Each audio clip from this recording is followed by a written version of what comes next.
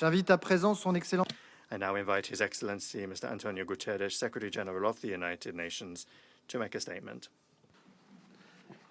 Excellencies, ladies and gentlemen, I thank the government of France and the Kingdom of Saudi Arabia for organizing this international conference on the implementation of the two-state solution. We are here today with our eyes wide open, fully aware of the challenges before us.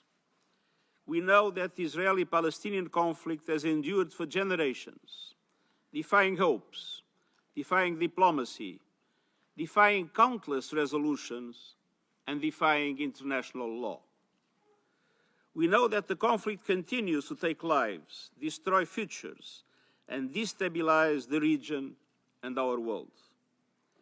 But we also know its persistence is not inevitable. It can be resolved. That demands political will and courageous leadership, and it demands truth. The truth is we are at a breaking point. The two-state solution is farther than ever before.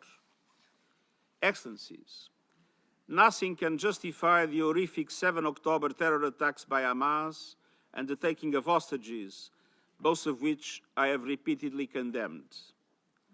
And nothing can justify the obliteration of Gaza that has unfolded before the eyes of the world. The starvation of the population, the killing of tens of thousands of civilians, the further fragmentation of the occupied Palestinian territory, the relentless expansion of settlements, the surge in settler violence against Palestinians, the demolition of homes and forced displacement of populations, the changes to demographics on the ground, and the absence of any credible political solution.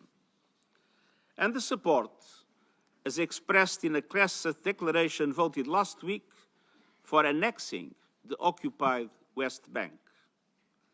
Let's be clear. The creeping annexation of the occupied West Bank is illegal. It must stop. The wholesale destruction of Gaza is intolerable. It must stop. Unilateral actions that would forever undermine the two-state solution are unacceptable. They must stop. Excellencies, these are not isolated events. They are part of a systemic reality that is dismantling the building blocks of peace in the Middle East. And yet, precisely because of the grim realities, we must do even more to realize the two-state solution. Today's conference is a rare and indispensable opportunity. We must ensure that it does not become another exercise in well-meaning rhetoric. It can and must serve as a decisive turning point, one that catalyzes irreversible progress towards ending the occupation and realizing our shared aspiration for a viable two-state solution. The two-state solution remains the only framework rooted in international law, endorsed by the Assembly and supported by the international community. Specifically, Israel and Palestine, living side by side in peace and security, within secure and recognized borders on the basis of the pre-1967 lines, with Jerusalem as the capital of both states, in line with international law, UN resolutions, and other relevant agreements.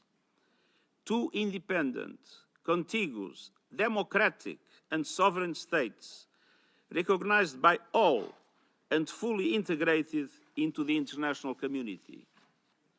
It is the only credible path to a just and lasting peace between Israelis and Palestinians.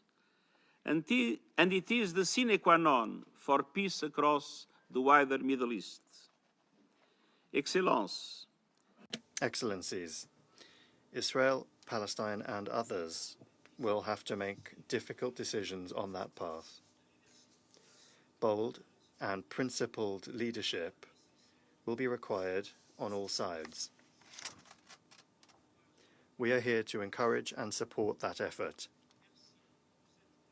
Thank you for coming together to advance this essential cause for the people of Israel, Palestine, and all humanity. Thank you.